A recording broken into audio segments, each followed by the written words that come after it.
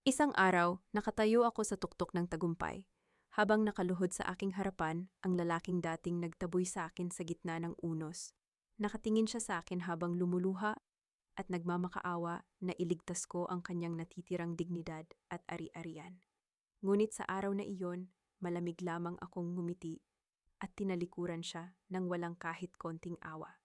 Ipalabas niyo na ang babaeng yan. Hindi natin kailangan ng isang maruming taksil sa bahay na ito. Ang boses na yon ay hindi nagmula sa isang estranghero. Nagmula yon sa lalaking inihandog ko ang aking buong buhay. Ang aking asawang si Rafael. Nakahiga ako sa malamig na sahig ng sala ng aming mansyon, sa gitna ng hagupit ng bagyong Pitong. Sobrang sakit ng aking tiyan dahil sa matinding contraction ng aking pagrerehiyon. Manganganak na ako. Ilang oras na akong namimilipit sa sakit, hawak ang aking tiyan, habang ang ulan ay walang tigil sa pagbuhos sa labas. Sa halip na dalhin ako sa ospital, nakatayo sa harap ko si Rafael, kasama ang kanyang inang si Doña Teresa, ang kanyang kapatid na si Clarissa, at ang babaeng matagal na pala niyang lihim na kinakasama, si Celeste. Nanginginig ang aking buong katawan.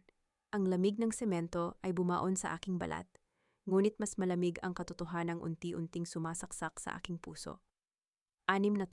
6 na taon akong nagpakatanga. Ako ang nag-alaga sa kanyang inang may sakit. Ako ang nagtiis sa pambabastos ng kanyang kapatid. At ako ang nagpakapagod para lang maging maayos ang kanilang tahanan. Isinuko ko ang lahat, ang aking mga pangarap, ang aking sariling pamilya, at ang aking dignidad dahil naniwala akong mahal ako ni Rafael.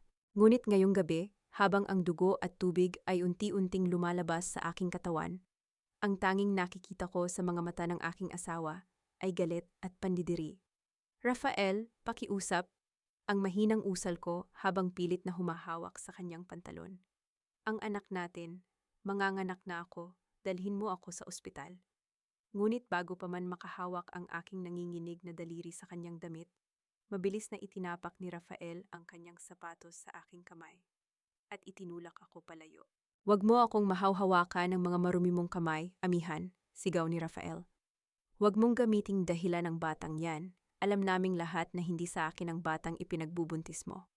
Isang malakas na kulog ang gumimbal sa kalangitan, kasabay ng panginginig ng aking dibdib. Para akong tinamaan ng kidlat sa aking kinatutayuan. Hindi ako makahinga. Ang sakit sa aking tiyan ay nawala ng halaga kumpara sa sakit na dulot ng kanyang mga salita. Ano? Ang naisambit ko sa gitna ng aking basag na boses. Ano ang sinasabi mo, Rafael? Ikaw lang ang naging lalaki sa buhay ko. Paano mo nasasabi yan? Lumapit si Doña Teresa habang hawak ang isang makapal na folder. Ang kanyang mukha ay puno ng pait at poot. Huwag ka nang magpanggap, amihan. Nakita namin ang mga larawan mo kasama ang ibang lalaki. Hindi kami tanga para palakihin ang anak ng isang bastardo sa loob ng pamilya Montenegro. Inihagis ni Doña Teresa ang mga papel sa aking mukha. Kumalat ang mga litrato sa malamig na sahig. Sa gitna ng lababo at madilim na ilaw, mga may manipulasyong larawan ang nakatambak doon. Mga larawang ginawa para magmukhang may kasama akong ibang lalaki. Isang kumpletong sadyang pagmamanipula. Sa tabi nila, nakatayo si Celeste na nakasuot ng isa sa aking mga paboritong damit. Nakasandal sa balikat ni Rafael habang may pilyong ngiti sa kanyang mga labi. Amihan, maging practical ka na lang, maarteng sabi ni Celeste, habang pinagmamasdan ang kanyang bagong manicured na mga kuko. Lugmok na ang reputasyon mo. Kung ayaw mong makulong sa kasong pambababae at panloloko, pirmahan mo na lang ang mga papel na yan at umalis ka na. Si Rafael at ako na ang mamamahala sa mansyon na ito. Mula ngayon, ako na ang bagong reyna ng bahay na ito. Pinagmasdan ko ang papel sa sahig. Isang kasunduan ng pagswail sa lahat ng karapatan, isang waiver na nagtatanggal ng aking karapatan sa anumang ari-arian ng pamilya Montenegro at nagpapatunay na ang batang nasa loob ng aking tiyan ay hindi kay Rafael. Naintindihan ko na ang lahat, hindi ito simpleng galit, isa itong planadong pagkilos. Nalaman nilang malapit nang mamatay ang aking lolo at may iiwan siyang pamana. Ngunit ayaw nilang magkaroon ako ng anumang bahagi sa Montenegro Holdings kapag hihiwalayan nila ako. Gusto nila akong itapon na parang basahan, matapos nilang makuha ang lahat ng pwede nilang makuha sa akin. Naramdaman ko ang muling pagbalot ng matinding sakit sa aking tiyan. Napahiyaw ako sa sakit, ang aking mga kamay ay gumapang sa sahig, habang ang pawis at luha ay naghahalo sa aking mukha. Sa gitna ng aking paghihirap, narinig ko ang lagutok ng isang bagay na nabasag sa ilalim ng sapatos ni Celeste. Iyon ang pilak na bracelet na ibinigay ng aking namatay na ina, ang tanging alaala na natitira sa akin. Tinapakan ito ni Celeste nang walang alinlangan at pinalayo sa pamantiyan ng kanyang paa. Oops, sorry, tumawa si Celeste ng mahina. Wala namang halaga ang murang bakal na yan katulad mo. Sa sandaling iyon, may isang bagay na namatay sa loob ko. Ang amihan na mahinhin, ang amihan na laging nagpapakumbaba, at ang amihan na nagmamakaawa para sa pag-ibig ng isang walang kwentang lalaki. Lahat ng iyon ay naglaho. Pinalitan ito ng isang malamig at matigas na galit. Hindi ako umiyak ng malakas. Pinitpit ko ang aking mga labi, hanggang sa lumabas ang lasa ng dugo sa aking bibig. Tinitigan ko si Rafael ng diretso sa kanyang mga mata. Sa kauna-unahang pagkakataon sa loob ng 6 na taon, nakita ko ang bahagyang pag-atras ng kanyang mga mata dahil sa lamig ng aking tingin. Gusto niyo ng pirma? Ang tanong ko sa isang boses na hindi nanginginig, kahit na ang buo kong katawan ay namimilipit sa sakit. Kinuha ko ang bolpe na nasa sahig. Gamit ang nanginginig kong mga daliri, inilagay ko ang aking pirma sa bawat pahina ng kasunduan. Isang mabilis at marahas na galaw. Hindi ko ginawa iyon dahil natatakot ako sa kanila. Ginawa ko iyon dahil ayaw ko nang magkaroon ng kahit anong koneksyon sa mga demonyong nakatayo sa harap ko. Inihagis ko ang bolpen sa paanan ni Rafael. Nakuha niyo na ang gusto niyo, sabi ko. Habang pilit na itinutulak ang aking sarili pataas mula sa sahig. Tumayo ako. Kahit na lumalabo ang aking paningin at nanginginig ang aking mga binte, tumayo ako ng diretso sa harap nila. Hindi ako yumuko. Hindi ako nagmakaawa. Alalahanin niyo ang gabing ito, Rafael, ang pabulong, ngunit matalim kong sabi habang nakatingin sa kanya. Alalahanin niyo ang gabing itinapon niyo ako at ang anak ko sa gitna ng bagyo. Dahil sisiguraduhin ko, balang araw, babalik ako. At sa araw na iyon, kahit ang ambon ng aking awa ay hindi niyo matitikman. Hinaltsab ko ang nasirang bracelet sa sahig at inilagay ito sa bulsa ng aking basa at lumang jacket. Mabilis kong pinalakad ang aking mga paa patungo sa pintuan. Narinig ko pa ang tawa ni Clarissa at ang mga mura ni Doña Teresa sa aking likuran, ngunit hindi na ako lumingon pa. Binuksan ko ang malaking pintuan ng mansyon. Ang hagupit ng ulan at ang malamig na hangin ng bagyo ay agad na humampas sa aking mukha. Ang dilim ng gabi ay sumalubong sa akin. Bawat hakbang ko sa basang kalsada ay isang matinding paghihirap. Ang tubig ulan ay mabilis na humuhugas sa dugo na dumadaloy sa aking mga hita. Ang mga kilat ay patuloy na gumuguhit sa kalangitan na para bang nakikiramay sa aking matinding pait. Kumapit ka, anak, ang pabulong kong panalangin habang hawak ang aking tiyan. Kumapit ka sa nanay, huwag kang susuko. Ngunit sa bawat metrong aking nilalakad palayo sa mansyon ng mga Montenegro, unti-unting nawawala ng lakas ang aking mga binti. Ang mundo ay nagsimulang umihip at magdilim. Ang mga ilaw sa kalsada ay nagiging malabong mga guhit ng liwanag. Nawala ng balanse ang aking katawan. Bumagsak ako sa basang putik sa gilid ng kalsada. Ang malamig na tubig ay lumunod sa aking mukha. Pilit kong iminulat ang aking mga mata. Ngunit ang dilim ay mabilis na lumalamon sa akin. Sa gitna ng ugong ng hangin at patak ng ulan, narinig ko ang tunog ng isang malakas na makina na mabilis na lumalapit. Isang dilaw na liwanag mula sa malaking ilaw ng isang sasakyan ang biglang pumutol sa kadiliman, diretso sa aking kinaroroonan. Ang huling nakita ko bago tuluyang magdilim ang aking paningin ay ang malaking harapan ng isang lumang jeepney na huminto ilang pulgada lamang mula sa aking katawan. At ang pinto nito na mabilis na bumukas. Ang lamig ng simoy ng hangin at ang amoy ng usok at basang kalsada ang unang gumising sa aking namamalayang diwa. Minulat ko ng dahan-dahan ang aking mga mata. Ang puting palitada ng kisame na may mga bitak at patse ng amag ang sumalubong sa aking paningin. Kasabay ng tunog ng tuloy-tuloy na patak ng tubig mula sa sahig patungo sa isang lumang timba sa sulok ng silid. Wala ako sa malaking kwarto ng mansyon ng mga Montenegro. Wala rin ako sa gitna ng basang kalsada. Gising ka na pala, iha. Isang malumanay na boses ng isang matandang babae ang narinig ko mula sa aking tabi.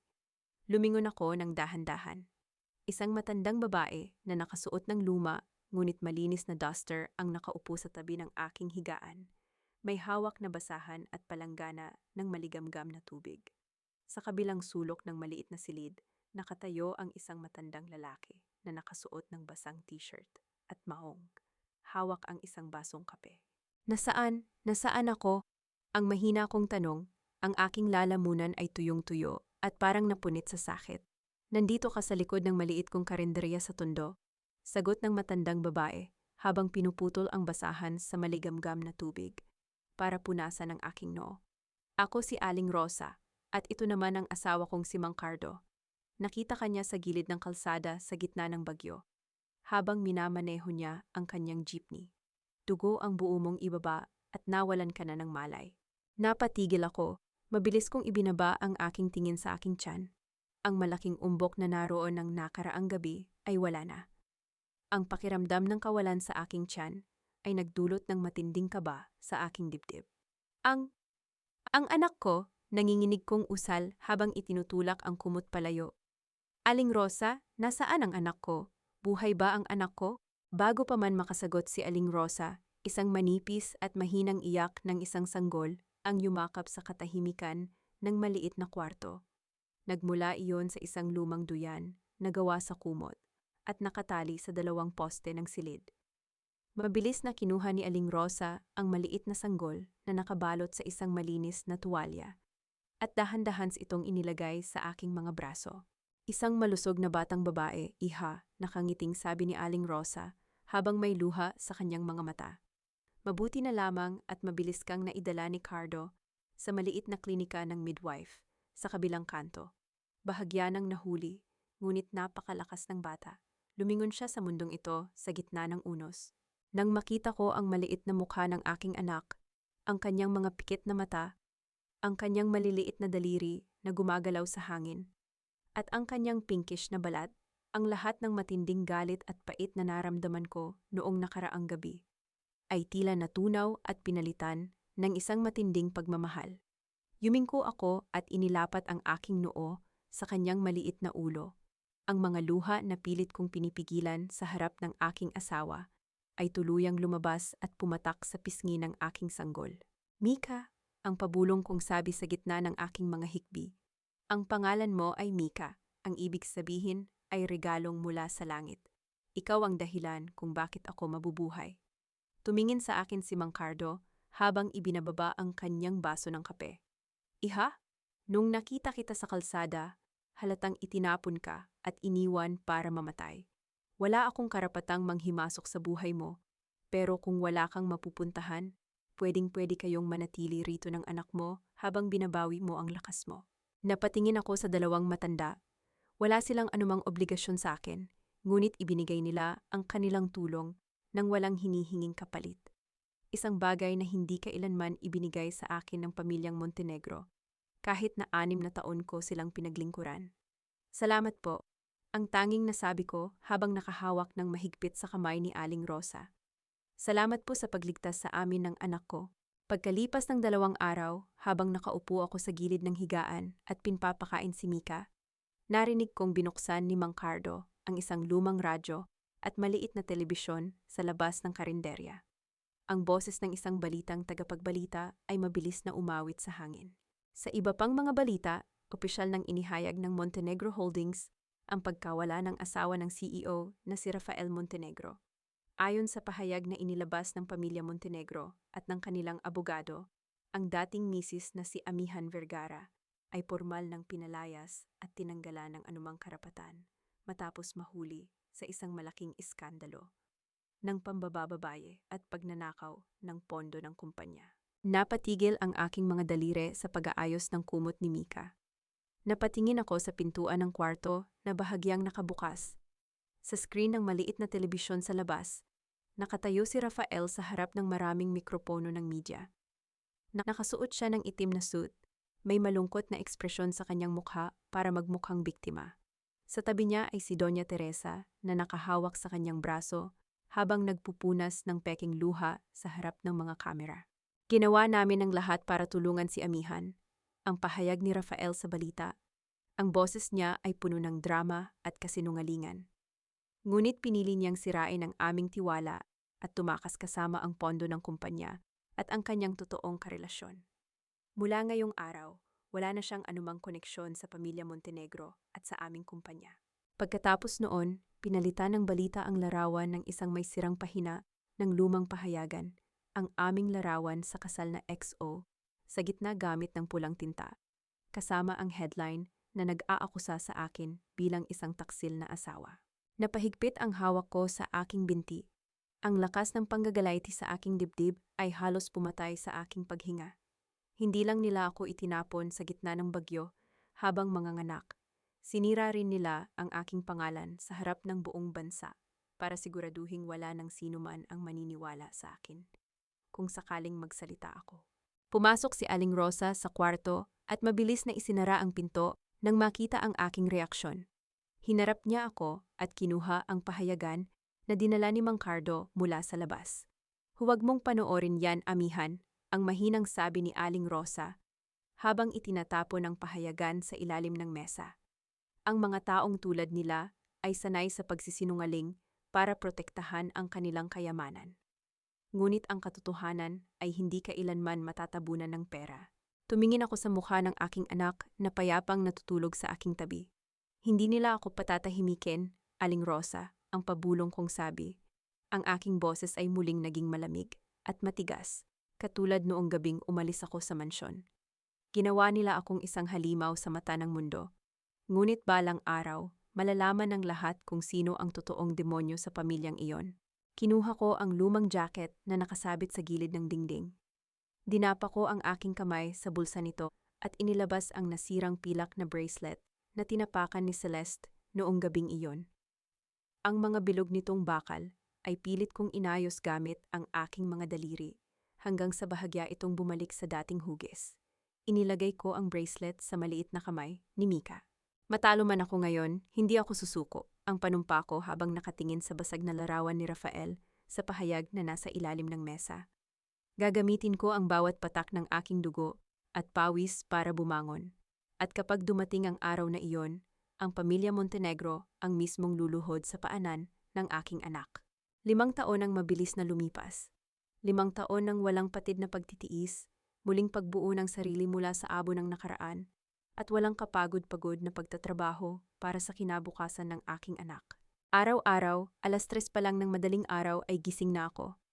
Sa maliit na kusina sa likod ng karinderya ni Aling Rosa, nagsisimula na ako sa paghahanda ng kakanin, mga bibingka, puto, at biko na ilalako ko bago sumikat ang araw. Ang 2 kong kamay na dating maayos, malambot, at napapalamutian ng mga mamahaling singsing noong nakatira pa ako sa mansyon ng mga Montenegro, ngayon ay punong-puno na ng mga gasgas at paso mula sa mainit na gatas ng niyog at malapot na asukal. Ngunit tuwing tinititigan ko ang mga palad kong ito, wala akong nararamdamang kahihiyan. Sa halip, isang matinding kapangyarihan ang gumagapang sa aking dibdib. Ang bawat paso at sugat na ito ang patunay na hindi ako namatay noong gabing itinapon ako sa gitna ng bagyo. Dahil sa tulong ni na Aling Rosa at Mang Cardo, pati na rin sa sarili kong pagsisikap, hindi lamang paglalako ng kakanin ang aking nagawa.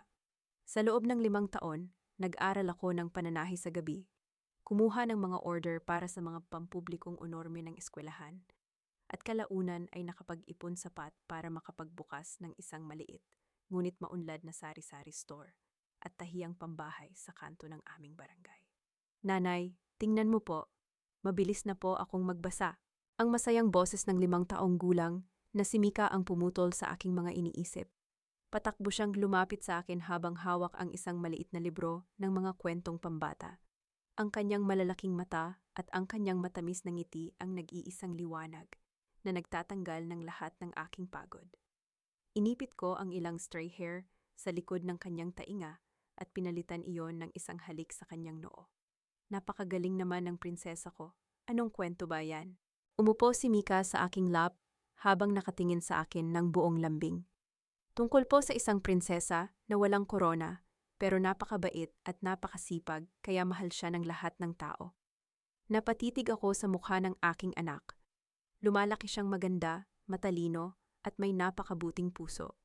Sa kabila ng kawalan ng sangkap ng karangyaan sa aming buhay, dinala ko siya sa isang tahanang puno ng paggalang at katotohanan. Nanay, ang mahinang usal ni Mika habang pinaglalaruan ang aking mga daliri. Kanina po sa eskwelahan, tinanong ako ng mga klasiko kung nasaan ang tatay ko. Sinabi ko po sa kanila na wala akong tatay, pero may nanay ako na kayang gawin ang lahat. Tama po ba ang sinabi ko? Naramdaman ko ang matinding kirot sa aking puso. Pilit kong pinatatag ang aking boses at ngumiti sa kanya. Opo, anak, napakatama ng sinabi mo. Ang pagmamahal at katapatan ng isang pamilya ay hindi nasusukat sa pagkakaroon ng kumpletong magulang, kundi sa kung paano kayo nagmamahalan at nagrerespetuhan araw-araw. At hinding-hindi ka magiging kulang dahil ibibigay ko sa iyo ang lahat. Niyakap ako ng mahigpit ni Mika, at sa sandaling iyon, naramdaman ko na sapat na ang lahat ng aking paghihirap. Hapon ng araw na iyon, habang naglalakad kami ni Mika pauwi mula sa pamilihan, naharang kami ng isang matinding traffic sa kanto ng Roxas Boulevard. Isang mamahaling itim na luxury car ang dahan-dahang huminto sa aming harapan dahil sa pulang ilaw ng kalsada. Ang tinted na salamin sa likod ng sasakyan ay dahan-dahan bumaba. Sa loob niyon, nakita ko ang isang pamilyar na mukha, si Rafael. Nakatitig siya sa kanyang telepono habang nakasuot ng mamahaling Amerikana. Sa tabi niya ay si Celeste, na nakasandal sa kanyang balikat habang may hawak na mamahaling designer bag. Ngunit kahit sa malayo, kapansin-pansin ang pait at pagod sa mukha ni Rafael.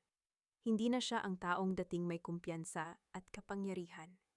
Mukha siyang matandang laging balisa. Sa isang segundo, tila nagtagpo ang aming mga paningin sa pamamagitan ng refleksyon sa salamin ng sasakyan. Naramdaman ko ang mabilis na pagtibok ng aking dibdib. Hindi dahil sa takot, kundi dahil sa matinding puot na matagal kong ibinaon sa lalim ng aking puso. Inisip ko kung ano ang mangyayari kung haharapin ko siya ngayon. Ngunit agad kong hinawakan ng mahigpit ang maliit na kamay ni Mika at mabilis na tinalikuran ng sasakyan bago pa man ako tuluyang makilala ni Rafael. Hindi pa ito ang tamang panahon. Ang pagharap sa kanya ng walang sapat na lakas ay isang malaking katangahan. Nang makabalik kami sa aming maliit na tindahan, pinaupo ko si Mika sa gilid ng mesa para magmeryenda. Nagsimula na akong mag-ayos ng mga paninda sa estante nang marinig ko ang hinto ng isang sasakyan sa tapat ng aming pintuan. Hindi ito ang lumang jeepney ni Mang Cardo. Ito ay isang mamahaling sedan na itim. Isang matandang lalaki na nakasuot ng maayos na suit, may dalang makapal na leather briefcase, at may hawak na gold-tipped na cane ang dahan-dahang bumaba mula sa sasakyan. May kasama siyang dalawang lalaking nakabarong na nagsisilbing kanyang mga bodyguard. Inayos ng matandang lalaki ang kanyang salamin sa mata at tumingin sa karatula ng aming tindahan bago pumasok sa loob. Tinitigan niya ako ng matagal. Ang kanyang mga mata ay puno ng pagkilala at matinding emosyon. Magandang hapon po, ang bati ko habang dahan-dahang ibinababa ang hawak kong lata ng gatas. Ano pong maipaglilingkod ko sa inyo? Huminga ng malalim ang matandang lalaki. Inalis niya ang kanyang sombrero at humakbang ng isang beses pabalik sa aking kinaroroonan. 6 na taon kitang hinanap, iha, ang mahinang boses ng matandang lalaki na may halong pagmamalasakit. Akala ko ay tuluyan ka nang nawala sa amin matapos ang ginawa ng mga Montenegro. Kumunot ang aking noo. Sino po kayo at paano niyo nakilala ang mga Montenegro? Kinuha ng matandang lalaki ang isang mamahaling business card mula sa kanyang bulsa at dahan-dahan itong inilagay sa ibabaw ng glass counter sa aming harapan. Ako si Attorney Santos, ang pakilala niya sa kanyang sarili. Ako ang matagal at pinagkakatiwalaang pampamilyang abogado ng iyong namayapang lolo na si Don Vicente Vergara. At narito ako ngayon para tuparin ang kanyang huling habilin para sa Amihan Vergara Montenegro. Napatigil ako sa aking kinatatayuan. Ang pangalan ng aking lolo ay muling sumambulat sa aking pandinig, kasabay ng panginginig ng aking mga kamay. Dahan-dahang binuksan ni Attorney Santos ang kanyang makapal na briefcase at inilabas mula roon ang isang malaking brown envelope na may opisyal na seal ng korte at ng legal office ng pamilya Vergara. Hindi ka isang mahirap na babaeng walang maiiwan na tulad ng ipinangalandakan ng pamilya Montenegro sa media, amihan. Ang seryosong sabi ni Attorney Santos habang nakatingin ng diretso sa aking mga mata.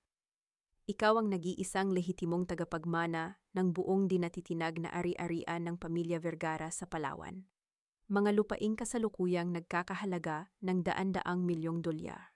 Nakatitig ako sa malaking brown envelope na nasa ibabaw ng glass counter. Ang malamig na amoy ng lumang papel at tatak ng opisyal na seal ay tila nagpabalik sa akin sa mga alaala ng aking kabataan, sa piling ng aking lolo sa Palawan bago ako kinuha at pinalaki ng aking mga kamag-anak sa Maynila. Attorney, paanong nangyari ito? Ang mahinang usal ko, ang aking boses ay nanginginig sa matinding pagkagulat. Ang alam ko, ibinenta ng lolo ko ang lahat ng aming lupain bago siya namatay. 5 taon na ang nakalilipas. Iyon ang sinabi sa akin ni Rafael at ng aking pinsan na si Sheila. Isang malalim at pait na buntong hininga ang pinakawalan ni Attorney Santos. Umupo siya sa isang lumang monoblock chair sa harap ng counter at itinukod ang kanyang 2 kamay sa kanyang hawak na kain. Isang malaking kasinungalingan at manipulasyon ang lahat ng iyon, amihan. Ang seryosong pahayag ng abogado. Walang ibinentang lupain ang lolo mo. Bago siya pumanaw sa ospital, ipinatawag niya ako ng lihim para isaayos ang kanyang huling habilin. Nalaman ng lolo mo na ang pagpapakasal sa iyo ni Rafael Montenegro, 6 na taon na ang nakalilipas, ay hindi dahil sa pag-ibig. Naramdaman ko ang mabilis na pagtibok ng aking dibdib. Naupo ako sa katapat na upuan, habang si Mika ay payapang nagpapatuloy sa pagbabasa ng kanyang libro sa kabilang sulok ng tindahan. Ano ang ibig mong sabihin, attorney? Tanong ko.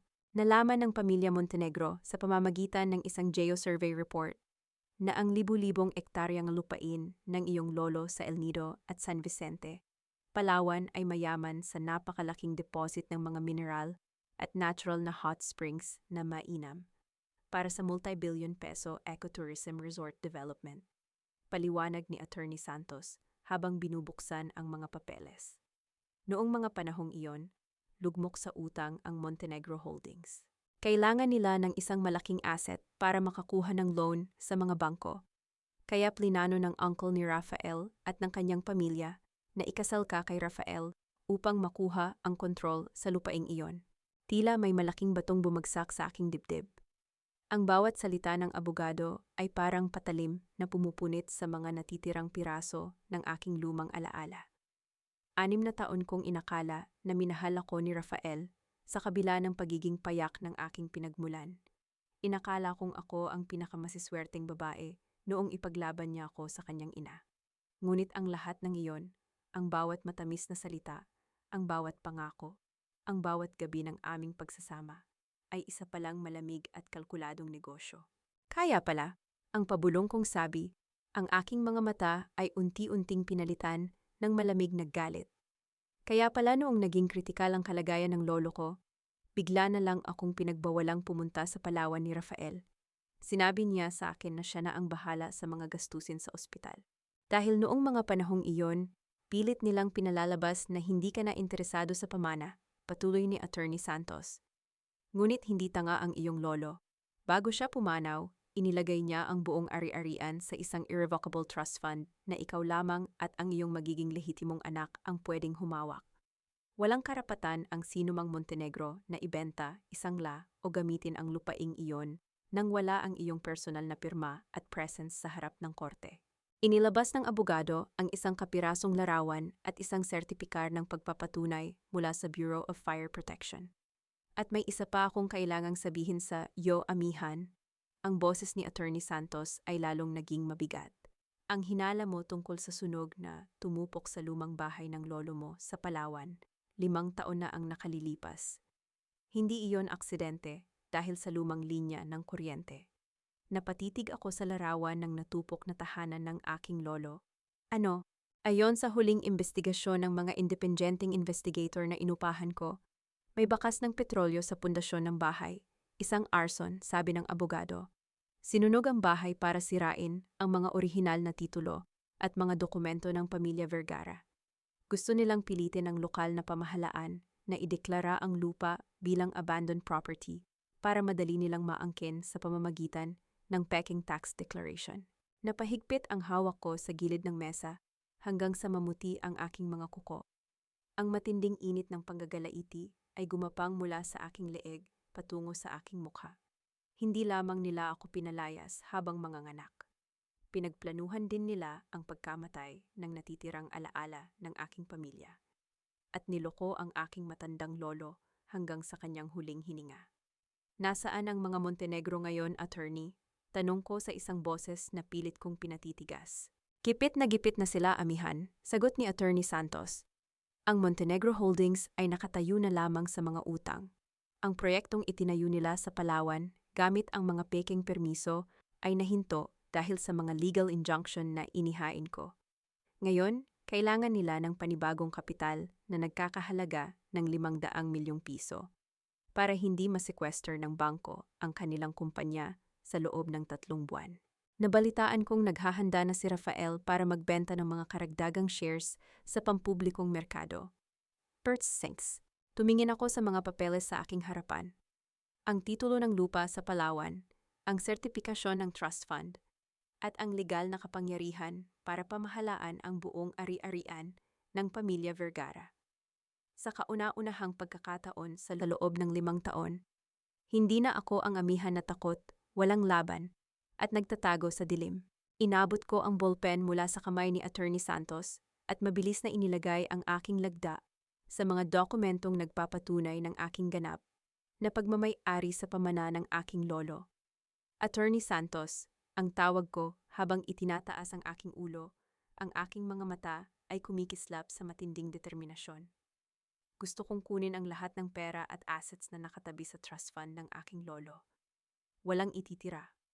Ngumiti ng bahagya ang matandang abogado. Ano ang plano mo, Hija? Iniligpit ko ang mga dokumento at dahan-dahang tumayo. Tinitigan ko ang refleksyon ng aking sarili sa salamin ng tindahan. Isang babaeng hindi na kailanman magpapaalipin sa kahit kanino. Gagamitin natin ang sarili nilang kasakiman para pasukin ang Montenegro Holdings, ang malamig kong sabi. Bibilhin natin ang bawat shares na ilalabas ni Rafael sa merkado nang hindi nila nalalaman kung sino ang nasa likod nito. At kapag dumating ang araw na nakatayo na ako sa harap ng Board of Directors, sisiguraduhin kong wala nang natitirang bahay na babalikan si Rafael. Inabot ni Attorney Santos ang isa pang maliit na sobre. Bago ko makalimutan, amihan, may isa pang tao na gusto kang makausap. Isang taong naghihintay sa'yo sa loob ng 5 taon para sa pagkakataong ito. Binuksan ko ang sobre.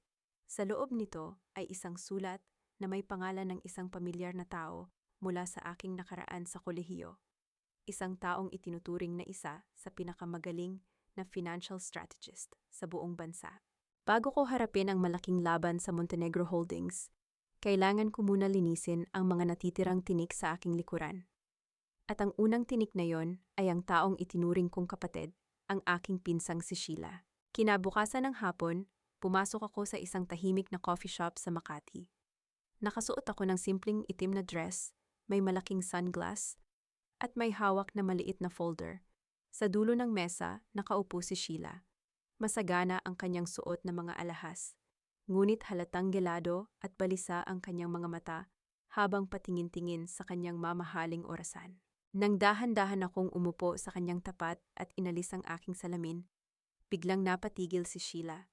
Ang tasa ng kape na hawak niya ay bahagyang nayanig, dahilan upang matapon ang kaunting likido sa mesa. Aamihan ang nauutal niyang usal, habang ang kulay sa kanyang mukha ay mabilis na nabawasan. Buhay ka? Akala ng lahat ay, akala niyo ay namatay na ako kasama ng anak ko sa gitna ng bagyo, 5 taon na ang nakalilipas. Ang malamig kong putol sa kanyang sinasabi. Ngumiti ako ng bahagya, ngunit walang kahit konting init sa aking mga mata. Pasensya ka na kung nabigo kita, Sheila. Pilit na naglabas ng peking ngiti si Sheila at humawak sa aking kamay sa ibabaw ng mesa. Amihan, ano ka ba? Matagal kitang hinanap. Alam mo bang hinarap ko ang pamilya Montenegro Nung nalaman kong pinalayas kanila, wala akong alam sa nangyari. Inalis ko ang aking kamay mula sa kanyang pagkakahawak ng walang alinlangan. Inilabas ko mula sa aking folder ang isang pinalaking kopya ng isang bank statement mula 5 taon na ang nakalilipas. Isang transaksyon na nagpapakita ng pagpasok ng 500,000 piso sa kanyang account mula sa isang offshore company na pagmamay-ari ni Doña Teresa. 2 araw bago mamatay ang aking lolo. Ibinaba ko ang papel sa kanyang harapan. Napatitig si Sheila sa papel. Ang kanyang mga labi ay nanginginig at hindi makapagsalita. 500,000 piso, Sheila, ang pabulong kong sabi. Ang boses ko ay matalim na parang kartero. Ibinenta mo ang orihinal na will document ng lolo para sa 500,000 piso. Ikaw ang nagbigay sa kanila ng duplicate key para makapasok sa lumang bahay sa Palawan bago ito nasunog.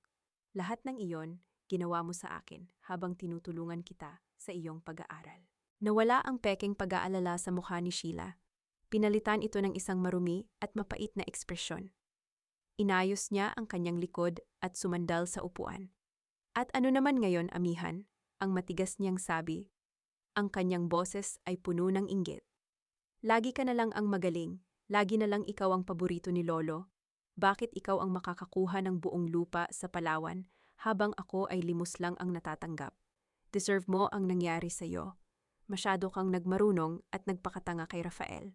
Tinitigan ko siya ng matagal. Walang luhang lumabas sa aking mga mata. Ang huling natitirang awa at pagmamahal ko sa aking sariling dugo ay tuluyan ng naging abo. Salamat sa pag-amin, Sheila, sabi ko habang dahan-dahang tumatayo. Isang malaking tulong ang mga salitang yan para sa legal na kasong ihahain ko laban sa iyo para sa complicity at fraud. Ano, hindi mo pwedeng gawin yan? Sigaw ni Sheila habang tumatayo rin. Pinagtitinginan na kami ng mga tao sa loob ng coffee shop. Wala kang patunay at wala kang pera para labanan ako at ang mga Montenegro. Hindi ko na siya sinagot. Isinuot ko muli ang aking sunglass at tinalikuran siya.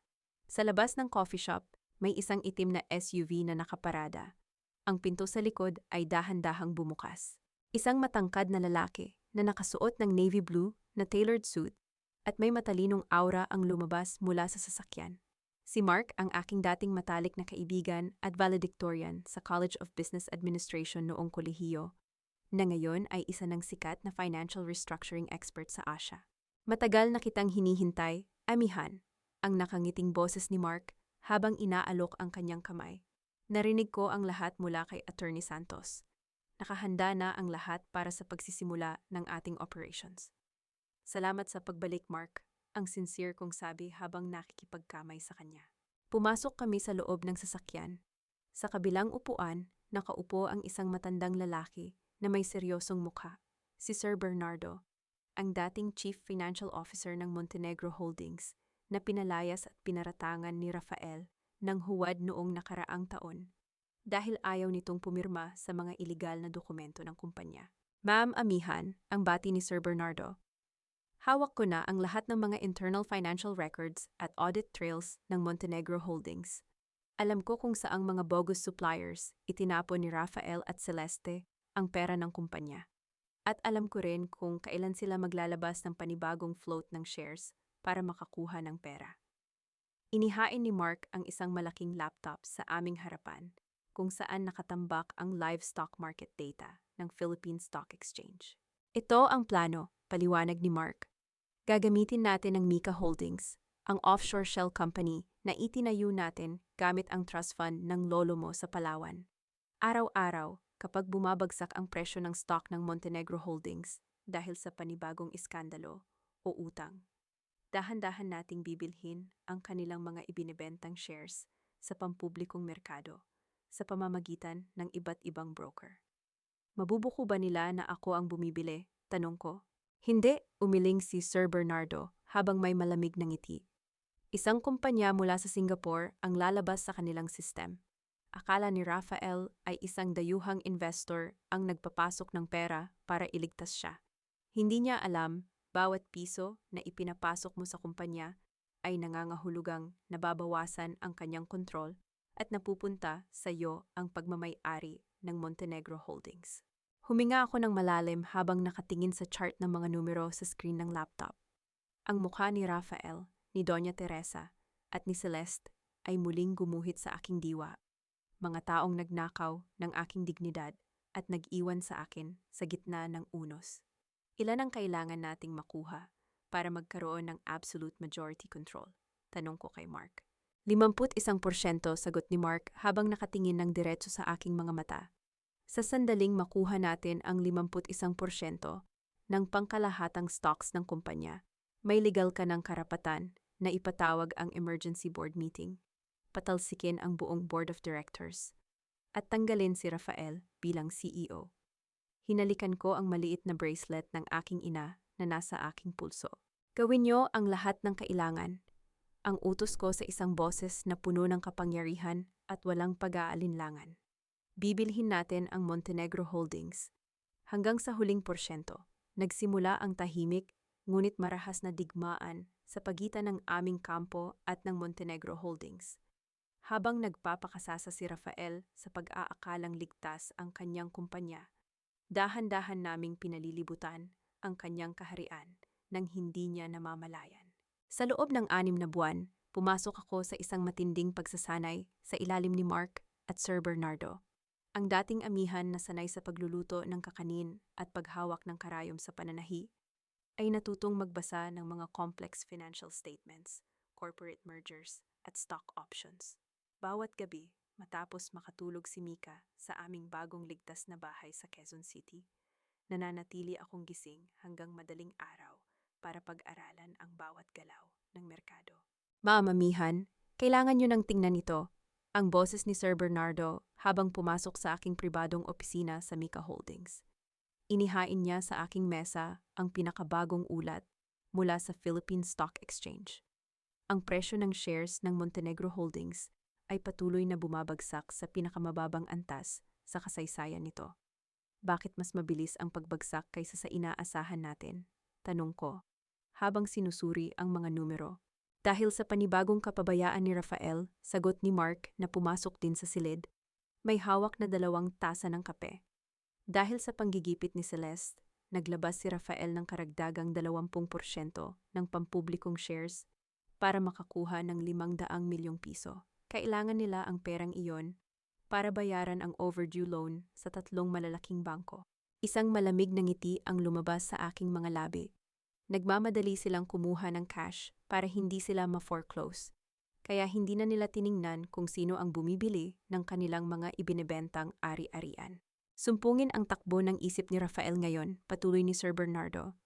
Ayon sa aking mga insider sa loob ng kumpanya, nag-aaway na sila ng matindi ni Celeste araw-araw. Si Celeste ang humahawak ng pananalapi ng kumpanya bilang bagong Vice President ng Finance. Ngunit walang kaalam-alam ang board na milyon-milyong piso ang unti-unting inililipat ni Celeste sa kanyang sariling account sa Switzerland. Napatigil ako sa pag-inom ng kape. Tinitigan ko ang larawan ni Celeste at Rafael na nakakabit sa aming whiteboard ng mga target. Iyon ang katangahan ni Rafael, ang pabulong kong sabi. Nagtapon siya ng isang tapat na asawa para sa isang ahas na kakain sa kanya kapag wala na siyang maibigay. Tumingin si Mark sa akin, ang kanyang mga mata ay puno ng paghanga ngunit may halong pag-aalala.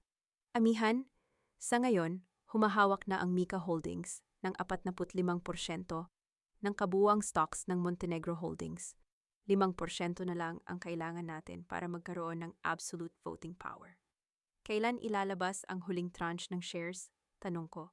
Bukas ng umaga, sagot ni Mark.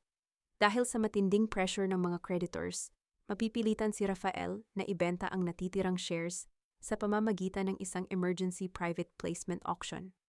Kung makuha natin ang natitirang 5% bukas, magiging 51% na ang hawak natin. Huminga ako ng malalim at tumayo mula sa aking upuan. Lumapit ako sa malaking salamin ng bintana na nakatanaw sa mataas na skyline ng lungsod. Sa malayo, nakikita ko ang logo ng Montenegro Holdings na umiilaw sa tuktok ng isang matayog na gusali. 5 taon na ang nakalilipas, itinapon ako ng lalaking nakatira sa gusaling iyon. Inakala niyang mamamatay ako sa basang kalsada kasama ang aking anak. Ngunit bukas, ang pangalan ng aking anak, si Mika, ang magmamay-ari ng bawat pader at pundasyon ng kanyang kumpanya. Mark, ang tawag ko ng hindi lumingon. Ano yon, amihan?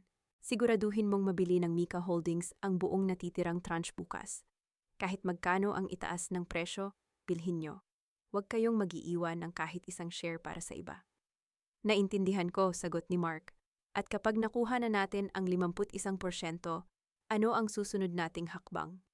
Lumingon ako sa kanila habang iniaayos ang kwelyo ng aking mamahaling blazer. Ang aking mga mata ay walang anumang bakas ng takot o pag-aalinlangan. Pumunta kayo sa SEC at sa Board Secretariat ng Montenegro Holdings. Ang utos ko sa isang boses na puno ng autoridad. Maghain kayo ng formal na notice para sa isang emergency special board meeting sa susunod na Martes. Sinabi niyo sa kanila na ang bagong majority stockholder ng kumpanya ay darating para mag-assume ng control. Nang gabing iyon, umuwi ako sa aming bahay at pumasok sa kwarto ni Mika. Payapa siyang natutulog sa ilalim ng malamig na ilaw ng lampshade, habang hawak ang maliit na bracelet ng aking ina na inayos ko para sa kanya.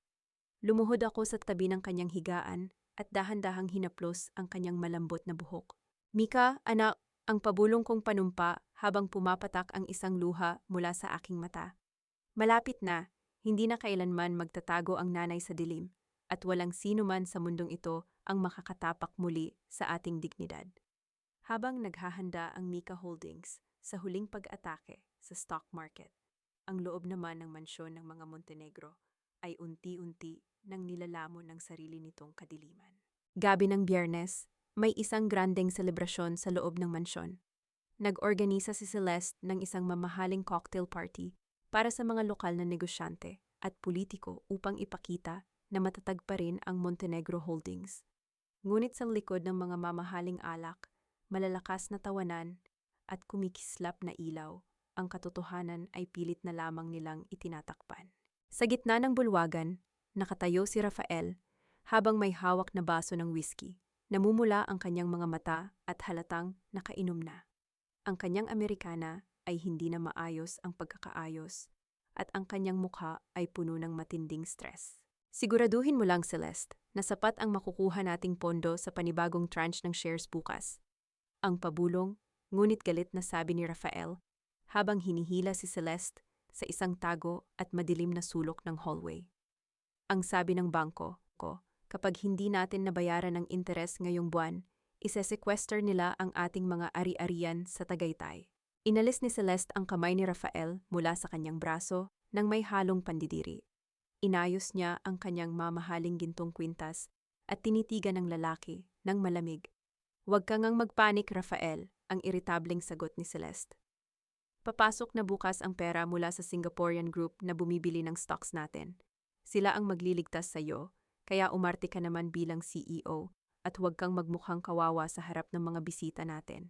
Hindi mo kasi naiintindihan ang mahigpit na usal ni Rafael. May pumasok na balita sa akin kanina mula sa Board Secretariat. May isang kinatawan mula sa Mika Holdings na naghain ng formal notice para sa isang special emergency board meeting sa Martes. Sino ang Mika Holdings na yan? Bakit bigla silang humihingi ng pwesto sa board? Bahagyang napatigil si Celeste. Kumunot ang kanyang noo, ngunit mabilis ding bumalik ang kanyang arroganting ngiti. Paano ba naman, malaking investor sila? Siyempre gusto nilang makasiguro sa pera nila. Kapag nakuha na natin ang cash bukas, pwede natin silang paikutin. Masyado kang matatakutin, Rafael. Hindi tulad noong kasama mo pa ang dating asawa mong walang kwenta na walang ibang alam gawin kundi ang umiyak. Habang nag-aaway ang dalawa sa madilim na hallway, hindi nila namamalayan na ang bawat salitang kanilang binibitawan ay naririnig ng isang tao mula sa kabilang bahagi ng dingding. Sa kabilang gilid ng mansyon, sa isang nakapark na itim na van na may tinted na salamin, nakaupo ako kasama si Mark. Nakasuot kami ng mga headset habang nakikinig sa live audio feed na nanggagaling sa isang maliit na listening device na itinamim ni Sir Bernardo sa loob ng mansyon, sa tulong ng isang dating kasambahay na itinapon din noon ni Doña Teresa. Narinig mo yon, amihan? Ang mahinang tanong ni Mark habang nakatingin sa akin. Akala nila Singaporean investor ang Mika Holdings. Wala silang kaalam-alam na ang mismong taong itinapon nila sa gitna ng bagyo ang may hawak ng kanilang leeg. Bahagya akong ngumiti, malamig, walang kahit anong awa.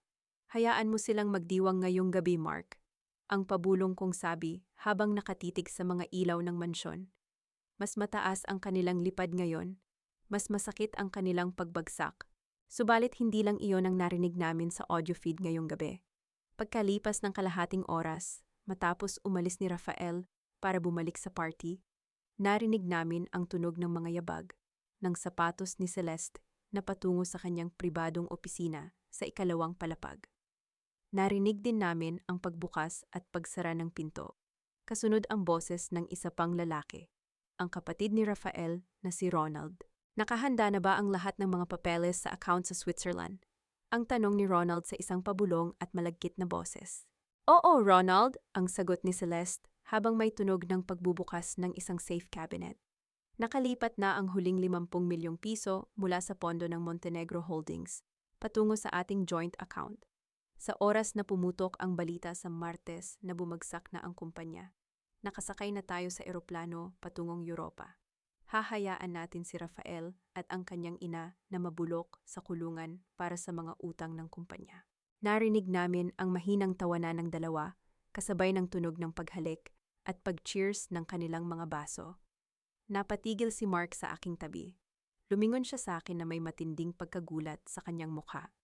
Diyos ko, niloloko ni Celeste si Rafael kasama ang sarili niyang kapatid, at ninanakawan nila ang kumpanya bago ito tuluyang bumagsak. Huminga ako ng malalim. Ang pait ng katotohanan ay tila isang malaking trahedya. Ito ang pamilyang ipinagpalit sa akin ni Rafael. Ang pamilyang pinagkakatiwalaan niya habang tinatawag akong taksil at marumi sa harap ng maraming tao. Inililigtas ng Diyos ang mga taong may malinis na puso sa pamamagitan ng paglalantad sa katotohanan. Ang pabulong kong sabi habang dahan-dahang inaalis ang headset sa aking tainga. Ipadadala ba natin ang recording na ito kay Rafael ngayon para mag-away sila, tanong ni Mark. Hindi, mabilis kong umiling. Huwag mong gigisingin ang taong natutulog sa gitna ng apoy. Hayaan mong isipin ni Celeste na nagtagumpay siya sa kanyang plano. Hayaan mong isipin ni Rafael na ligtas ang kanyang kumpanya. Dahil sa Martes, sa mismong harap ng buong board of directors at ng media, doon ko sabay-sabay napapatukin ang lahat ng kanilang mga bomba. Inilabas ko ang aking telepono at pinindot ang numero ni Sir Bernardo. Sir Bernardo, ang utos ko nang sumagot ito sa kabilang linya.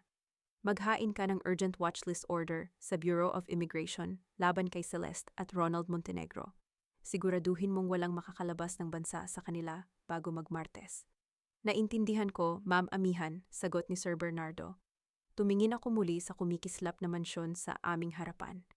Ang mga ilaw doon ay tila mga kandilang mabilis na nauubos ang wax. Rafael, ang panumpa ko sa kadiliman ng van. Akala mo ang bagyo noong gabing iyon ang pinakamatinding unos sa buhay mo. Hindi mo alam, ang totoong unos ay ako.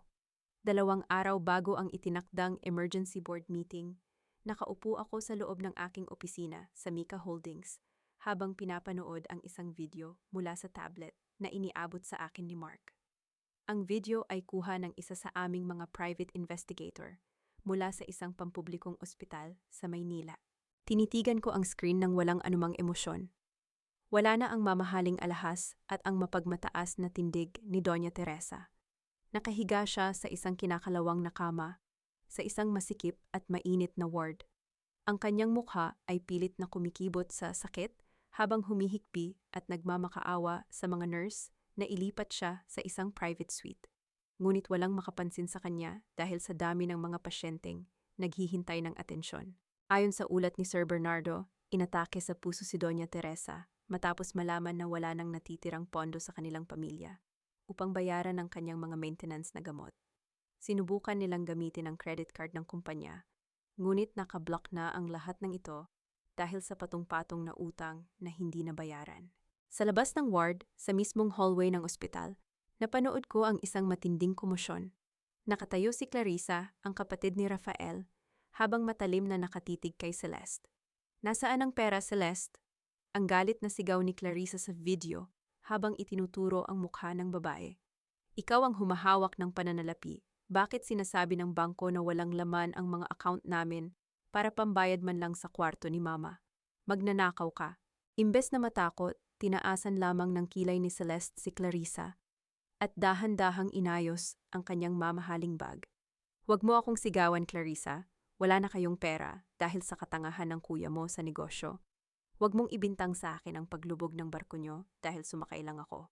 Dahil sa matinding galit at kawalan ng pag-asa, sinabunutan ni Clarissa si Celeste. Nagkagulo sa hallway.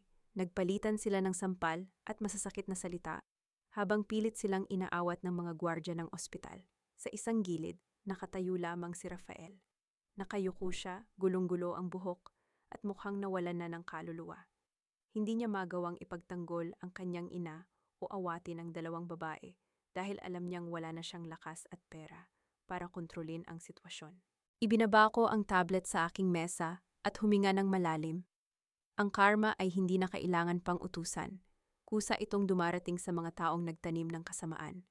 Pagsapit ng gabi, binuksan ko ang aking laptop para suriin ang live feed mula sa nakatagong camera sa loob ng master bedroom ng mansyon ng mga Montenegro. Gusto kong makita kung paano gumuguho ang mundo ng lalaking sumira sa akin. Sa screen, nakita ko si Rafael na mag-isang pumasok sa madilim na kwarto. May hawak siyang isang bote ng alak. Ang kanyang mga hakbang ay hindi pantay, at ang kanyang polo ay gusot-gusot na. Umupo siya sa gilid ng malaking kama at tinakpan ang kanyang mukha gamit ang kanyang dalawang palad. Nakikita ko ang matinding panginginig ng kanyang mga balikat. Umiiyak siya, hindi dahil nagsisisi siya sa kanyang mga kasalanan, kundi dahil nararamdaman na niya ang bigat ng kawalan ng kapangyarihan.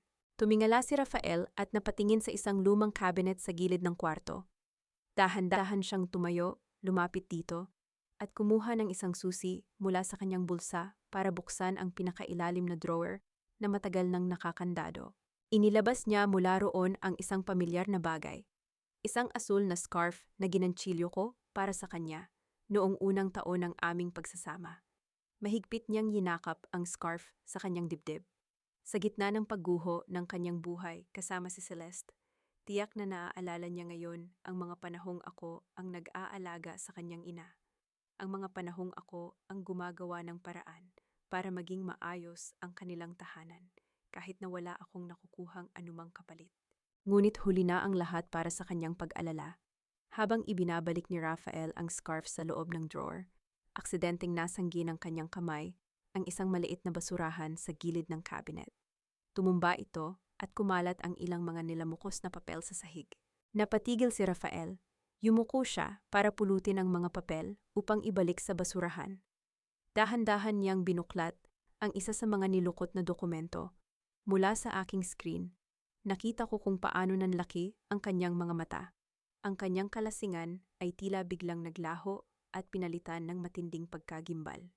Ang kanyang mga kamay ay nagsimulang manginig ng matindi habang binabasa ang mga nakasulat doon.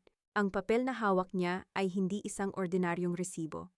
Ito ay isang confidential na resulta ng laboratorio at Peking Medical Certificate na nagpapatunay na hindi kailanman nagbuntis si Celeste at ang lahat ng ipinagmalaki nitong anak sa sinapupunan 5 taon na ang nakalilipas ay isa lamang malaking kasinungalingan para mapaalis ako sa mansyon. Ang katotohanan ay tuluyan nang sumabog sa kanyang mukha. Iniwan ni Rafael ang kwarto ng madalian, bitbit ang lukot na papel sa kanyang kamay, at ang mga mata ay nagliliyab sa galit at pagtataksil na pamilyar sa akin. Sa sahig ng master bedroom, nanatiling nakakalat ang isang bahagi ng peking resulta ng DNA na patuloy na nagpapaalala sa isang pamilyang binuo mula sa purong kasinungalingan. Isang araw bago ang itinakdang emergency board meeting, ang buong mansyon ng mga Montenegro ay tuluyan ng pinalibutan ng matinding takot at kaguluhan. Gabi na ngunit walang ilaw sa malaking bulwagan. Sa loob ng pribadong opisina sa ikalawang palapag, mabilis na nag-iimpake si Celeste.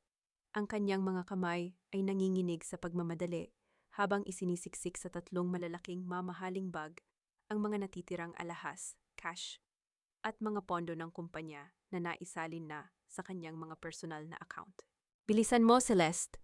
Ang pabulong ngunit takot na sigaw ni Ronald habang nakatayo sa may bintana at tinitingnan ang labas ng gate. Ang sabi ng broker natin, bukas na bukas din ay mag-e-effect na ang malaking bankruptcy declaration ng kumpanya. Kapag hindi tayo nakasakay sa eroplano ngayong gabi, pareho tayong makukulong. Huwag kang ngang maingay! Ang galit na usal ni Celeste habang isinisara ang zipper ng huling bag. Nakahanda na ang lahat ng pasaporte natin. Ang kailangan lang natin ay makalabas ng tahimik sa bahay na ito habang natutulog ang tangang iyon sa kabilang kwarto. Ngunit bago pa man makahakbang ang dalawa patungo sa pinto ng opisina, ang malaking pintuan ay marahas na bumukas. Nakatayo doon si Rafael, nakasabit sa kanyang kamay ang isang bote ng alak, namumula ang kanyang mga mata, at hawak niya sa kabilang kamay ang lukot na medical report na natagpuan niya noong nakaraang gabi. Ang kanyang mukha ay hindi na mukha ng isang CEO, kundi ng isang taong nawalan na ng baon na bait sa buhay. Nasaan ang punta nyo?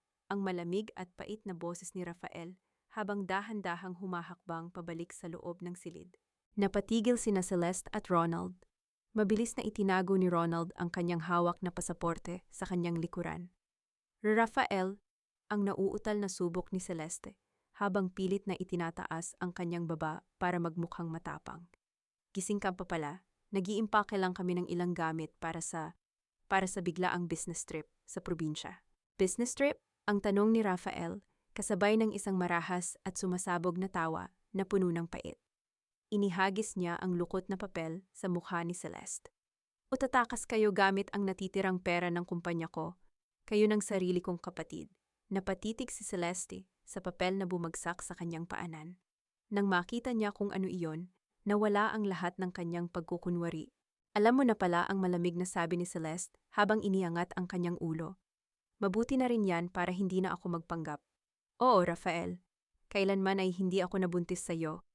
Ginamit ko lang ang pagkakataong iyon dahil gusto kong makuha ang posisyon ng asawa mo at ang pera ng kumpanya mo. Bakit, Celeste? Ang galit na sigaw ni Rafael. Ang kanyang boses ay nanginginig sa matinding sakit ng pagtataksil.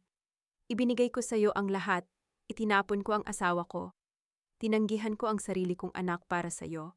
Tapos gaganituhin mo lang ako. Dahil tanga ka, ang sigaw pabalik ni Celeste. Tanga ka para palitan ang isang babaeng tulad ni Amihan na nagmamahal sa iyo ng tapat para sa isang tulad ko. Hindi kita minahal kahit kailan, Rafael. Ang pera mo lang ang gusto ko, at ngayong wala ka ng pera, wala ka na ring silbi sa akin. Dahil sa matinding panggigality, inihagis ni Rafael ang hawak niyang bote sa paanan ni Celeste at dinaluhong ang babae. Ngunit bago pa man makahawak ang kanyang kamay kay Celeste, mabilis na humarang si Ronald. Isang marahas na suntok ang ibinagsak ni Ronald sa mukha ng kanyang sariling kapatid. Bumagsak si Rafael sa sahig, humawak sa kanyang namamagang mukha habang lumalabas ang dugo sa kanyang labi. Huwag ka nang makialam, kuya, ang galit na boses ni Ronald habang kinukuha ang mga bag. Ubus na ang Montenegro Holdings. Katapusan mo na bukas. Huwag mo na kaming idamay sa pagguhumo. Mabilis na tumakbo palabas sina Celeste at Ronald bitbit ang mga bag ng pera, habang si Rafael ay naiwang nakahiga sa malamig na sahig ng opisina, nanginginig sa matinding pagkagimbal at kawalan ng lakas. Pagkalipas ng kalahating oras, isang mamahaling itim na sasakyan, ang mabilis na tumatakbo patungo sa Ninoy Aquino International Airport. Sa loob nito, nakaupo sina Celeste at Ronald habang nakatitig sa kanilang mga pasaporte at sa mga bag ng pera. Nakasakay na tayo sa sasakyan, ang nakangiting sabi ni Celeste habang iniaayos ang kanyang buhok. Sa loob ng 2 oras, nasa eroplano na tayo patungong Switzerland. Malaya na tayo. Ngunit habang lumalapit ang kanilang sasakyan sa departure area ng airport, 2 malaking sasakyan ng pulisya ang biglang humarang sa kanilang daan. Ang mga sirena ng pulis ay nagsimulang umiyak at ang mga dilaw na ilaw ay pumutol sa kadiliman ng kalsada. Napatigil ang driver ng sasakyan ni Celeste. Ilang pormal na opisyal ng Philippine National Police at ng National Bureau of Investigation ang mabilis na bumaba sa kanilang mga sasakyan at pinalibutan ng kotse ni Celeste. Ang pinto ng kotse ay marahas na binuksan mula sa labas. Kayo ba si Celeste Gomez at Ronald Montenegro? Ang seryosong tanong ng police captain habang may hawak na opisyal na warrant of arrest at hold departure order mula sa korte. Nanginig ang buong katawan ni Celeste. Anong ibig sabihin nito? Wala kaming ginagawang masama. Papunta kami sa isang bakasyon. May umiiral na whole departure order laban sa inyong dalawa para sa mga kasong syndicated estafa, money laundering, at malaking pagnanakaw sa pondo ng Montenegro Holdings. Ang patuloy ng kapitan. Ang mga kasong ito ay inihain ng legal team ng Mika Holdings, ang bagong majority stockholder ng kumpanya. Ano, Mika Holdings? Ang sigaw ni Celeste, habang ang kanyang mukha ay pinalitan ng matinding takot. Mabilis na ibinaba ng mga pulis sina Celeste at Ronald mula sa sasakyan. Isang malamig na bakal ng kaukaw ang mabilis na pumalibot sa dalawang kamay ni Celeste. Ang kanyang mga mamahaling bag ng pera at alahas ay agad na kinumpiska at pinalibutan ng police tape. Sa kabilang gilid ng kalsada, sa loob ng isang nakapark na SUV, dahan-dahang bumaba ang salamin ng bintana. Nakatitig ako kay Celeste habang pilit siyang pumapalag sa mga pulis, habang umiiyak at nagmamakaawa. Inalis ko ang aking mga salamin sa mata. Tinitigan ko siya ng matagal. Ang ahas na nag-akalang makakatakas sa kanyang sariling lason, ang pabulong kong sabi, habang nakatingin sa kanyang mga mata na puno ngayon ng kawalan ng pag-asa. Isinara ko ang bintana ng sasakyan at tinalikuran ng eksena. Bukas, ang huling pahina ng kaharian ng mga Montenegro ay formal ng isasara. Dumating ang araw ng Martes. Ito ang araw na nakatakda sa mga kalendaryo ng buong corporate world sa Maynila. Ngunit para sa akin, ito ang araw ng muling pagtutuos. Sa loob ng napakalaking grand boardroom sa pinakataas na palapag ng Montenegro Holdings Tower, pinalilibutan ng malamig na amoy ng semento, mamahaling mahogany desk, at malalaking salamin ang buong silid. Nakaupo sa gilid ng mahabang mesa ang lahat ng miyembro ng Board of Directors. Ang bawat isa sa kanila ay balisa, nagbubulungan, at hindi mapakali habang nakatingin sa kanilang mga laptop. Sa gitna ng mesa, sa mismong upuan ng chairman at CEO, nakaupo si Rafael. Wala na ang dating anyo ng isang aroganting pinuno. Ang kanyang suit ay nakasabit lamang sa kanyang payat na balikat. Ang kanyang mga mata ay pinalilibutan ng nangingitim na bilog mula sa kawalan ng tulog, at ang kanyang mga daliri ay walang patid sa panginginig habang humahawak sa isang baso ng tubig. Sa kanyang gilid, nakatayo ang dalawang natatarantang legal counsel ng kumpanya. Nasaan na ang kinatawa ng Mika Holdings? Ang iritabling tanong ng isang matandang board member habang pinupunasan ang kanyang noo. Rafael, sinabi mo sa amin na ang kumpanyang ito ang bumili ng huling tranche ng stocks para iligtas tayo sa foreclosure. Bakit hanggang ngayon ay wala pa ang kanilang kinatawan? Huwag kayong magmadali. Ang sigaw ni Rafael, ang boses niya ay basag at puno ng matinding takot na pilit niyang itinatago. Darating sila ang bagong investor natin. Sa oras na pumirma sila sa bagong capital injection agreement ngayong umaga, maipapasok na natin ang 500 milyong piso para mabayaran ang ating mga utang sa bangko. Bahagyang pumutok ang tsismis sa loob ng silid. Walang kaalam-alam si Rafael na ang 500 milyong piso na kanyang inaasahan ay hindi kailanman papasok sa kanyang account. Eksaktong 10:00 ng umaga, ang malaking double glass door sa dulo ng boardroom ay marahas at pormal na bumukas. Napatigil ang lahat ng nagbubulungan. Nabalot ng isang napakatahimik na kapaligiran ang buong silid. Unang pumasok si Mark, nakasuot ng makintab na black suit. Kasunod si Sir Bernardo na may hawak na 2 makapal na leather binder ng mga legal na dokumento. Sa kanilang likuran ay 5 kilalang abogado mula sa pinakamalaking law firm sa bansa. Kasama si Attorney Santos. Ngunit hindi sila ang nakakuha ng atensyon ng lahat ng tao sa loob ng silid. Sa gitna ng grupo, dahan-dahang humakbang pabalik ang mga tao para bigyang daan ang isang babae. Nakasuot ako ng isang eleganteng ivory white crepe pantsuit na pinalalamutian ng gintong button.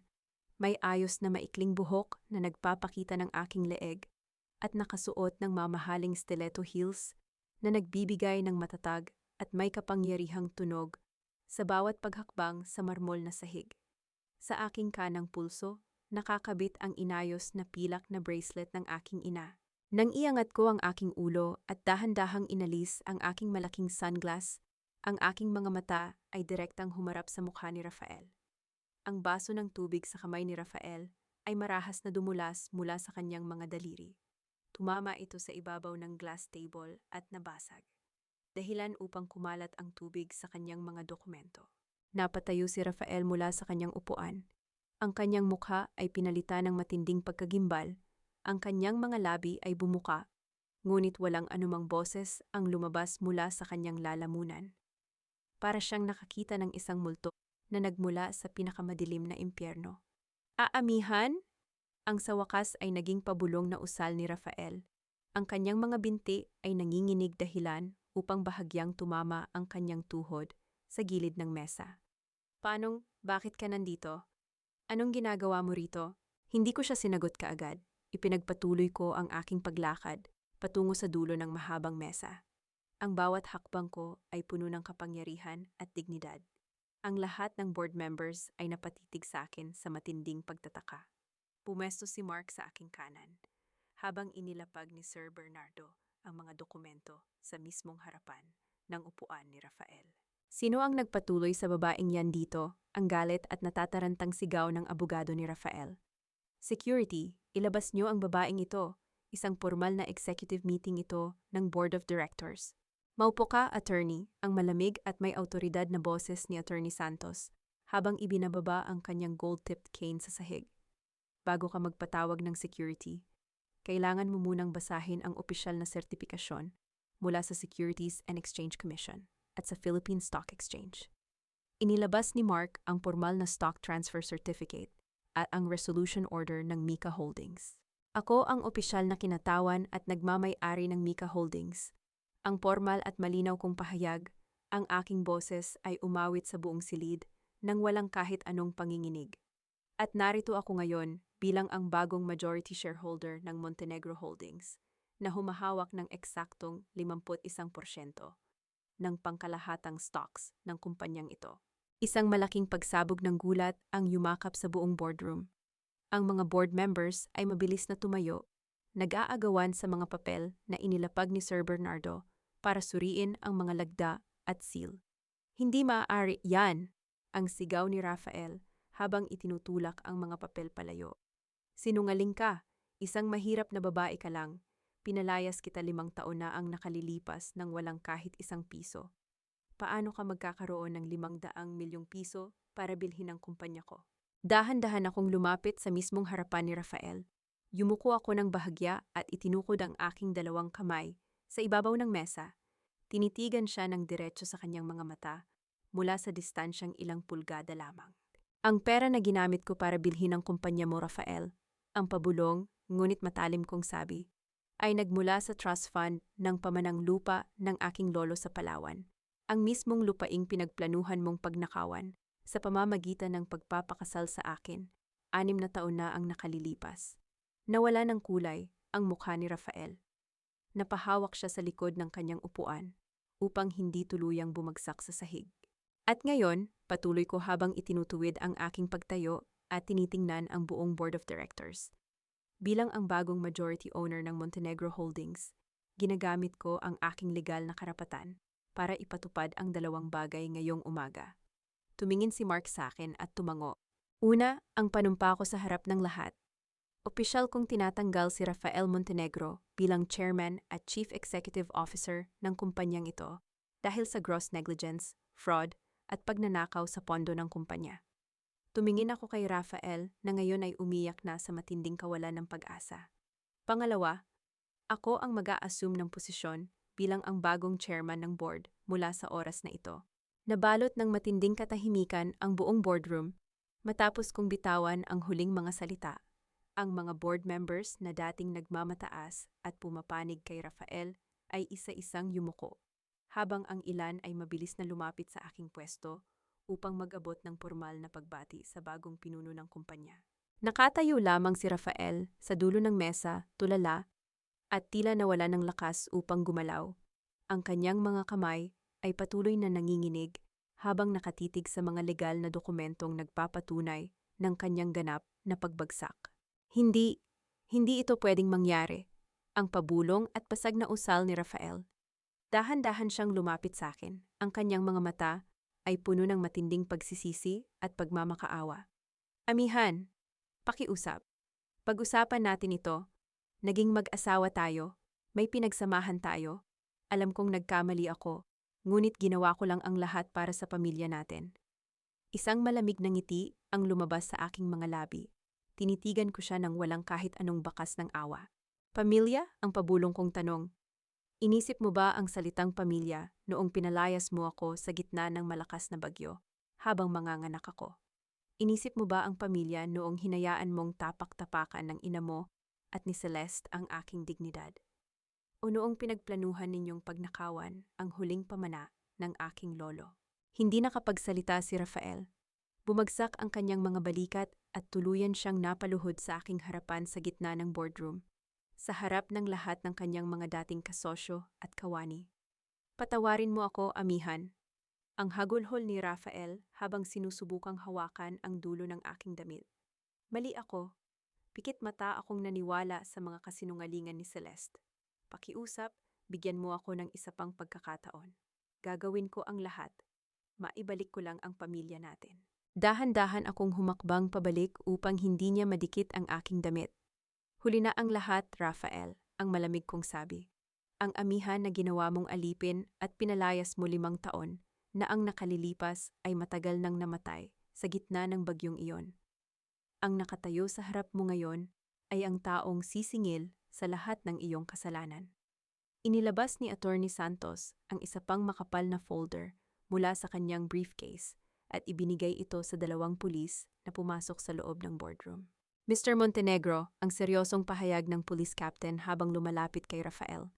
May warrant of arrest kami para sa iyo para sa mga kasong corporate fraud, estafa at graft and corruption dahil sa paggamit ng mga peking permiso sa proyektong Palawan.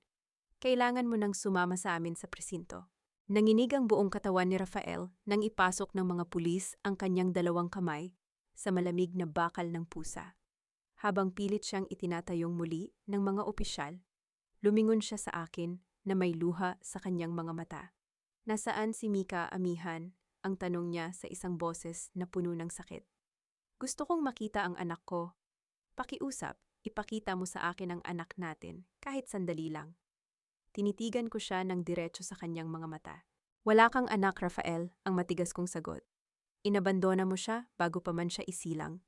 Ang pangalan ng aking anak ay Mika Vergara at kailanman ay hindi niya kilalanin ang isang kriminal na tulad mo bilang kanyang ama.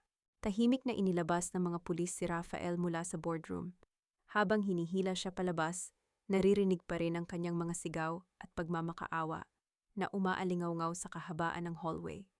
Ngunit walang sino man sa mga tao sa gusali ang nag-abalang tumulong o tumingin sa kanya.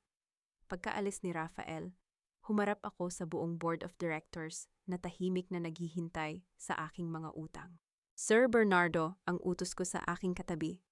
I-audit nyo ang buong kumpanya mula sa pinakamataas hanggang sa pinakamababang departamento. Palitan nyo ang lahat ng taong inilagay ni Rafael at ni Celeste na may kinalaman sa pagnanakaw sa pondo. At simulan niyo na ang muling pagtatayo ng pondo para sa proteksyon ng kalikasan sa Palawan. Naintindihan ko, Chairman Amihan, ang nakangiting sagot ni Sir Bernardo. Inayos ko ang aking blazer at lumapit sa malaking bintana ng boardroom na nakatanaw sa buong lungsod. Ang liwanag ng araw ay maaliwalas na sumisikat, na tila nagpapahiwatig ng pagtatapos ng isang napakahabang kadiliman. Makalipas ang ilang linggo, formal na naisara ang mga kaso laban kina Rafael, Celeste, Doña Teresa at Ronald. Haharapin nila ang maraming taong pagkakulong ng walang piyansa. Ang mansyon ng mga Montenegro at ang kanilang mga natitirang ari-arian ay formal na nasekwester ng bangko at ibinenta sa pampublikong auction. Isang hapon sa El Nido, Palawan, nakatayo ako sa dalampasigan kung saan unang itinayo ng aking lolo ang aming maliit na tahanan. Ang simoy ng hangin mula sa dagat ay sariwa at malamig. Sa aking tabi, nakatayo si Mark at Attorney Santos, habang sa buhanginan ay masayang tumatakbo at naglalaro ang aking 5 taong gulang na anak na si Mika. Hawak ang kanyang maliit na saranggula. Lumapit sa akin si Mika at kumapit sa aking kamay, habang nakatingin sa malawak na asul na karagatan. Nanay, ang malambing niyang tanong habang nakatingin sa akin. Ligtas na po ba tayo rito? Yumuko ako at hinalikan ang kanyang noo, habang hawak ang pilak na bracelet ng aking ina sa aking pulso. Oo, anak, ang nakangiti kong sagot, habang pumapatak ang isang luha ng tunay na kaligayahan mula sa aking mata. Ligtas na tayo, at wala nang sinuman ang makakaagaw sa ating tahanan. Lumipas ang 3 taon. Sa gilid ng malawak at payapang dalampasigan ng El Nido, nakatayo na ngayon ang Vergara Eco Sanctuary, isang kilala at respetadong ecotourism resort na itinayo sa pamana ng aking lolo. Walang matataas na gusaling semento o mga proyektong sumisira sa kalikasan. Sa halip, pinalilibutan ito ng mga katutubong halaman, malalaking puno at malinaw na tubig na pinoprotektahan ng aming sariling foundation. Araw ng Sabado, maaliwalas ang langit at malamig ang simoy ng hangin mula sa dagat. Nakasuot ako ng simpleng linen dress habang nakatayo sa beranda ng aming tahanan, hawak ang isang mainit na tasa ng kape. Sa di kalayuan, nakikita ko si Mika, 8 taong gulang na ngayon at masayahing bata, na masayang tumatakbo kasama ang aming 2 aso, habang tinuturuan siya ni Mark na magpalipad ng malaking saranggola. Si Attorney Santos at Sir Bernardo naman ay nakaupo sa ilalim ng puno ng niyog habang naglalaro ng chess. Napakapayapa ng aming buhay. Ang mga luhang pumatak noong gabing pinalayas ako sa gitna ng unos ay tuluyan ng pinalitan ng pag-asa at tunay na kaligayahan. Isang itim na kotse ang dahan-dahang huminto sa bakura ng aming administrative office. Bumaba mula rito ang aking assistant na may hawak na isang manipes na brown envelope. Chairman Amihan, ang formal ngunit magalang nitong bati habang iniaalok ang sobre. Dumating na po ang huling legal update mula sa Manila Regional Trial Court sa pamamagitan ni Attorney Santos. Tinanggap ko ang sobre at dahan-dahan itong binuksan habang nakatayo sa ilalim ng lilim ng puno. Ayon sa opisyal na ulat ng Korte at ng Bureau of Corrections, pormal nang ibinaba ang huling sentensya para sa pamilya Montenegro at Celeste Gomez. Si Celeste at Ronald ay nasentensyahan ng higit 20 taong pagkakulong dahil sa syndicated estafa at money laundering nang walang karapatang magpiyansa. Ang lahat ng perang inilipat nila sa Switzerland ay pormal nang nabawi ng pamahalaan at ibinalik bilang pambayad sa mga utang ng dating kumpanya. Si Doña Teresa naman, dahil sa kanyang malubhang karamdaman at kawalan ng kakayahang pambayad sa ospital, ay nananatili sa isang pampublikong pasilidad ng gobyerno para sa mga matatanda na malayo sa dating marangyang buhay na kanyang ipinagmamalaki. At si Rafael, napatitig ako sa kanyang larawan na nakakabit sa ulat. Nakasuot siya ng kulay kahel na bilanggo uniform, payat na payat, gusot ang buhok at wala ng kahit anong bakas ng isang dating kilalang negosyante. Nasentensyahan siya ng 15 taong pagkakulong para sa corporate fraud at arson complicity. Ayon sa ulat ng ward warden, araw-araw na nakatitig si Rafael sa bakod ng bilangguan habang hawak ang isang lumang asul na scarf, ang tanging bagay na natira sa kanya mula sa kanyang nakaraan. Inilagay ko muli ang mga papel sa loob ng sobre at dahan-dahan itong itinabi sa aking mesa. Wala na akong nararamdamang galit, pait, o pagnanais na gumanti. Ang bawat tao ay pumatak sa timbangan ng sarili nilang mga desisyon sa buhay. Amihan ang tawag ni Mark habang kumakaway mula sa dalampasigan. Halika rito. Tingnan mo ang saranggola ni Mika, mataas na ang lipad. Nanay, halika po, ang masayang sigaw ng aking anak habang tumatakbo patungo sa akin at kumakapitan sa aking kamay. Ngumiti ako ng buong puso. Inayos ko ang buhok ni Mika at hinalikan ang kanyang pisngi. Sandali lang, anak, ang malambing kong sabi. Tumingin ako muli sa malawak na karagatan ng Palawan. Inilabas ko ang pilak na bracelet ng aking ina sa aking pulso at dahan-dahan itong hinaplos. Lolo? Ina! Ang pabulong kong usal sa simoy ng hangin. Ligtas na ang aming buhay. Ang pamanang iniwan nyo ay hindi na kailanman maaagaw ng kahit sino. Humarap ako sa aking pamilya, kay Mika, kay Mark, at sa mga taong naging totoong sandigan ko noong ako ay walang-wala. Sa kauna-unahang pagkakataon sa loob ng maraming taon, naramdaman ko ang buong paghinga ng aking kaluluwa. Ang unos ay nakalipas na, at ang bagong umaga ay tuluyan ng sumikat sa aming buhay.